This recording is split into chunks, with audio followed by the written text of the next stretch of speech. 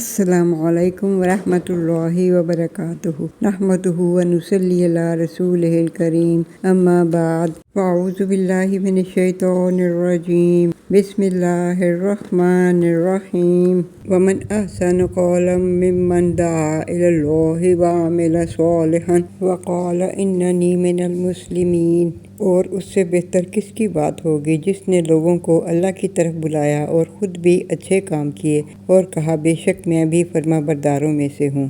پچھلے لیسن میں ہم نے حروف اور اس کی اقسام کے بارے میں پڑھا، تو اس لیسن میں بھی میں اسی کو کنٹینیو کروں گی اور کچھ اقسام میں نے پچھلے لیسن میں آپ کو ڈیٹیل بتائی تھی اور کچھ میں ابھی کراؤں گی، جتنی ضرورت ہوگی اتنی میں آپ کو کروا دوں گی ابھی، اور باقی کی جو ہے نا وہ جیسے جیسے آپ کو ضرورت پڑے گی ویسے اس کے ساتھ ساتھ آپ کو کروا دی جائے گی، کیونکہ ساری ایک دم سے کروانے سے کافی زیادہ ہیں، ان کی ڈیٹیل بھی کافی ہوتی ہے، پھر وہ آپ کنفیوژن کریٹ کرے گی، تو اس لیے آپ کو جتنی اس وقت ضرورت ہے اتنی ہی ہم کریں گے۔ حروف کی اقسام میں ہم نے سب سے پہلے دیکھا حروف غیر عاملہ۔ حروف غیر عاملہ کی 16 اقسام تھیں، اور جس میں سے کہ میں نے آپ کو تھوڑا ساری اقسام کے بارے میں بتا دیا تھا۔ اب اس میں ایک ہے حروف عطف، تو وہ میں سمجھتی ہوں کہ تھوڑی سی میں آپ کو اس کی ڈیٹیل اس لیسن میں بتا دوں۔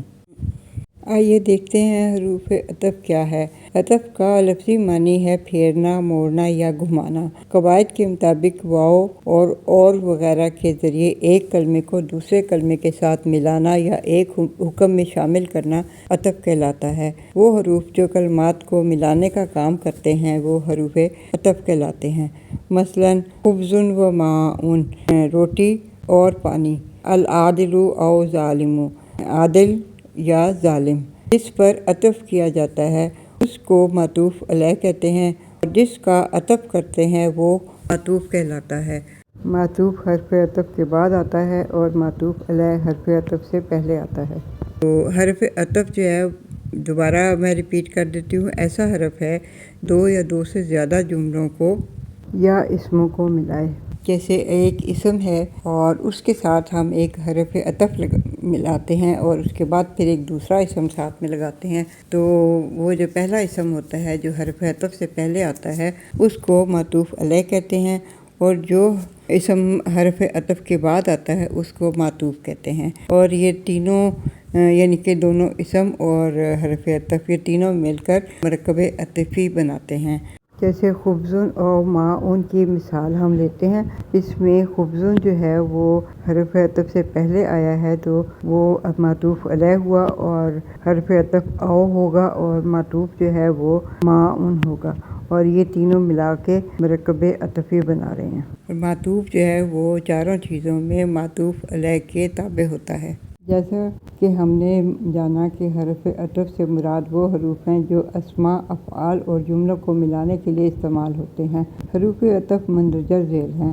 واو کا مطلب اور، ام کا مطلب یا، حتی کا مطلب تک، فا کا مطلب پس بھی ہوتا ہے پھر بھی ہوتا ہے، اور بل کا مطلب ہے بلکہ، لاکن کا مطلب لیکن، ثم کا مطلب ہے اس کے بعد یا پھر، اما کا مطلب ہے یا تو یا اگر، اور او کا مطلب یا اور لا کا مطلب نہیں۔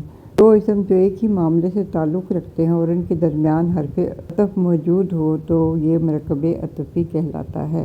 اب میں حروف عطف کا استعمال اس کی مثالوں کے ذریعے آپ کو بتاتی ہوں۔ جیسے واو کا مطلب ہے اور، اللہ نور السماوات والارض، اللہ آسمانوں اور زمین کا نور ہے۔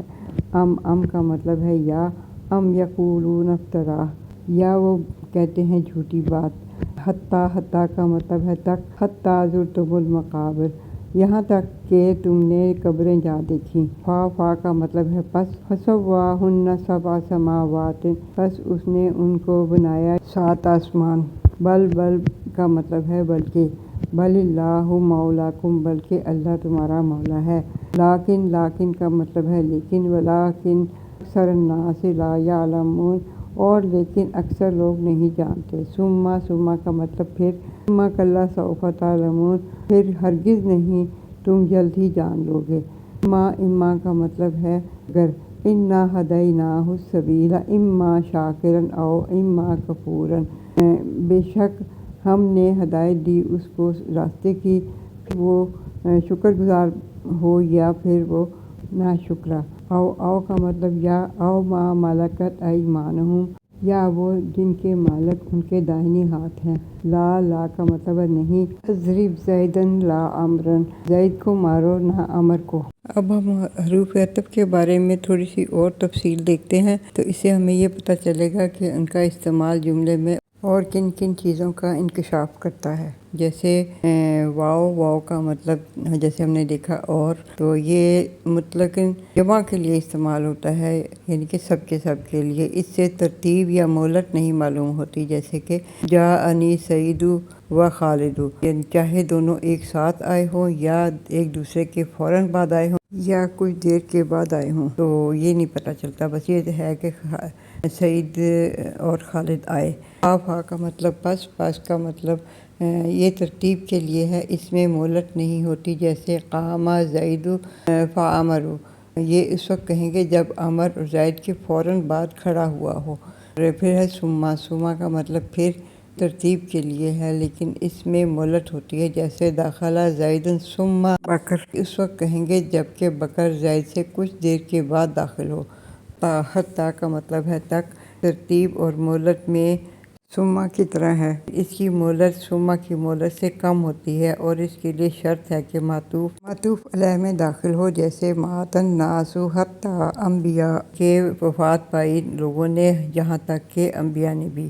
اب ہے لا نفی کے لیے بولا جاتا ہے، معطوف سے اس حکم کی نفی کرتا ہے جو معطوف علیہ کے لیے ثابت ہو، جیسے کہ جاء زید لا بکر، یعنی زید آیا بکر نہیں۔ اس میں حکم معطوف علیہ یعنی زید کے لیے ثابت ہے، بکر کے لیے نہیں۔ بل جس کا مطلب ہے بلکہ، یہ معطوف علیہ سے حکم کی نفی کرتا ہے اور معطوف کے لیے اسے ثابت کرتا ہے، جیسے جاء بکر بل خالد، اس سے حکم صرف معطوف کے لیے ثابت ہے۔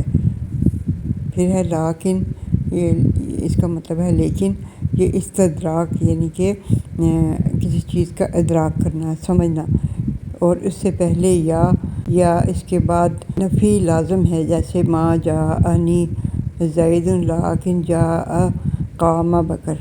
پھر او کا مطلب ہے یا، کبھی دو چیزوں کے درمیان اختیار اور کبھی اباحت کے اور کبھی شک کے لیے بھی ہوتا ہے، جیسے لبثنا یوما او بعض یوم۔ اما کا مطلب ہے اگر، تو یہ اس وقت حروف عطف ہوگا جب اس کے پہلے ایک اما اور ہو، جیسے العدد اما زوج او اما فرد۔ اس طرح ام کا مطلب ہے یا، کہ وہ ہے جس کے ذریعے دو چیزوں میں سے ایک کی تعین کیا جاتا ہے، جیسے اقام زید ام قعد، یا جس کے ذریعے کلام اول کو قطع کر کے دوسرا کلام شروع کرنا مقصود ہوتا ہے، جیسے هل یستوی الاعمی والبصیر ام هل تستوی الظلمات والنور۔ اس کے بعد حروف عاملہ در اسم آتے ہیں، جن کی کے 7 قسمیں تھیں، جن میں سے حروف جر یا جارہ جو ہے وہ ہم کر چکے ہیں۔ اب حروف مشبہ بالفعل آج ہم کریں گے۔ سب سے پہلے ہم حروف مشبہ بالفعل کی وجہ تسمیہ دیکھتے ہیں کہ ان کو حروف مشبہ بالفعل کیوں کہتے ہیں۔ یہ اس لیے کہا جاتا ہے کہ یہ حروف بہت سی باتوں میں فعل سے مشابہت رکھتے ہیں۔ مثال کے طور پہ حروف کی تعداد میں یہ فعل کے مشابہ ہوتے ہیں، جیسے کہ یہ 3 حروف ہوتے ہیں۔ انا جو ہے وہ حمزہ، نون اور نون سے مل کے بنتا ہے، اور اسی طرح انا بھی 3 حروف سے بنتا ہے، اور لیتا بھی 3 حروف سے بنتا ہے، اور اسی طرح فعل میں بھی خلق، جعل 3 حروف سے بنتے ہیں، اور پھر کبھی یہ 4 حروف سے بنتے ہیں، جیسے کأن 4 حروف سے بنتا ہے، کا حمزہ اور نون، اور پھر لعل بھی 4 حروف سے بنتا ہے، لام، عین اور لام اور لام۔ اور فعل بھی 4 حروف سے جو بنتے ہیں وہ جیسے احسن اور اعمل اور اعلم وغیرہ۔ کبھی کبھی یہ 5 حروف سے بھی بنتے ہیں، جیسے کہ لاکنہ، تو لاکنہ میں 5 حروف ہیں، لام، الف، کاف اور نون۔ بعض فعل بھی جو ہے وہ 5 حرفی ہوتے ہیں، جیسے افعل۔ پھر یہ فعل کے ہم وزن ہوتے ہیں، جیسے انا انا جو ہے فعل کے فرا کے ہم وزن، اور انا یہ فرا کا ہم وزن، اور کا انا جو ہے، اور لعل یہ فعلنا کا ہم وزن، اور لاکننا یہ ضاربنا کا ہم وزن، اور پھر اسی طرح فعل کی طرح مبنی بر فتح ہوتے ہیں، یعنی کہ آخری حرف پہ فتح ہوتی ہے، تو مبنی میں بھی ہی صفت ہوتی ہے۔ تو اور پھر فعل کے ہم معنی بھی ہوتے ہیں، جیسے انا اور انا حقیقتوں کی طرح تحقیق پر ہے، اور کا انا جو ہے وہ شبہتو کی طرح تشبیہ پر ہے، اور لاکنہ استدرکتو کی طرح استدراک پر ہے۔ استدراک کا لفظ جو ہے وہ ادراک سے نکلا ہے، یعنی کہ سمجھنا، اور پھر تمنیت کی طرح آرزو پر، اور لعل ترجیحت کی طرح توقع پر۔ حروف مشبہ بالفعل جو ہے وہ عربی زبان کے وہ حروف ہیں جو جملہ اسمیہ میں داخل ہو کر اس کے مبتدا کو حالت نصب میں لے جاتے ہیں، جبکہ خبر جو ہے وہ اپنی اصلی حالت میں رہتی ہے۔ تو ان کو انا و اخواتہا بھی کہا جاتا ہے، اور یہ جو ہیں 6 حروف ہیں، انا، انا، کا انا، لاکنہ اور لیتا۔ ان حروف کی ڈیٹیل دیکھتے ہیں۔ انا کا مطلب بے شک یا یقیناً ہے، یہ جملے کے شروع میں آتا ہے، جیسے ان الانسان لفی خسر، اور قولا کے بعد بھی آتا ہے، جیسے یقول انہا بقرۃ۔ انا کا مطلب بھی یقیناً اور بے شک ہے، یہ جملے کو مفرد کی تعویل دیتا ہے اور کلام کے درمیان میں آتا ہے، جیسے شاہد اللہ انہ لا الہ الا ہوا۔ اور پھر کا انا اس کا مطلب ہے گویا کہ یہ تشبیہ کے لیے آتا ہے، کاف تشبیہ، یعنی کہ جو حروف جر ہے وہ اور انا کا مرکب ہے، اور اس کی وجہ سے انا جو ہے وہ انا میں بدل جاتا ہے اور کا انا بن جاتا ہے۔ تو جیسے کا انا زیدن اسد۔ لیتا کا مطلب ہے کاش، یہ تمنا یعنی کہ کسی چیز کے حصول کی آرزو پر دلالت کرتا ہے، خواہ اس کا حصول ممکن ہو یا نہ ہو، جیسے لیتا زیدن حاضر یا لیتا الشباب یعود ہے۔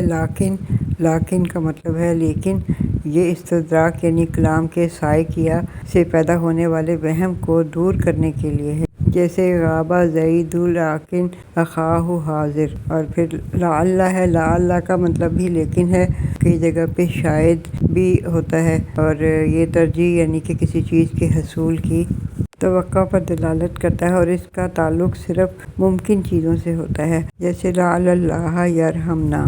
اب ہم نے جیسے یہ دیکھا کہ انا اور انا جو ہے ان کا دونوں کا مطلب ایک ہی ہے، اب ہم یہ دیکھتے ہیں کہ ان میں فرق کیا ہے۔ یہ دونوں حروف جو ہیں وہ تاکید اور تحقیق کے لیے آتے ہیں، تو ان میں فرق کیا ہے؟ اور انا جو ہے وہ جملے کو اپنی حالت میں برقرار رکھتے ہیں، لیکن اپنے مدخول کو مستقل طور پر یہ بتانا چاہتی ہے کہ انا اس میں شامل ہے یا خبر صحیح ہے۔ جملوں میں 6 مقامات پر انا پڑھا جاتا ہے۔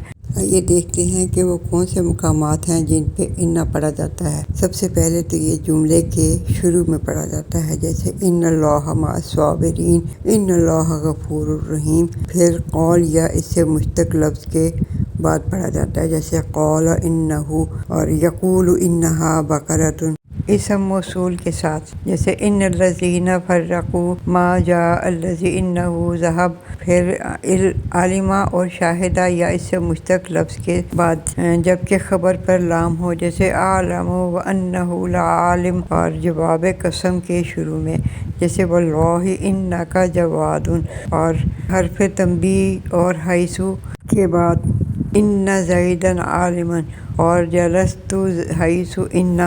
اب انا کی خصوصیات دیکھتے ہیں۔ انا بالفتح جملے کو مفرد کے حکم میں بنا دیتی ہے، اور وہ دوسرے جملے کا جز بن جاتا ہے، یعنی مفرد کے موقع پر انا استعمال ہوتا ہے، یعنی فاعل، مفعول اور مجرور کے موقع پر، جیسے کہ بلغنی ان زید قائم۔ اور یہ بھی 6 مقامات پہ پڑھا جاتا ہے۔ جن مقامات پہ انا پڑھا جاتا ہے وہ ایسے ہیں جب اپنے اسم اور خبر سے مل کر فاعل، نائب فاعل، مفعول، مبتدا یا مضاف بنے۔ عندی انہ عالم۔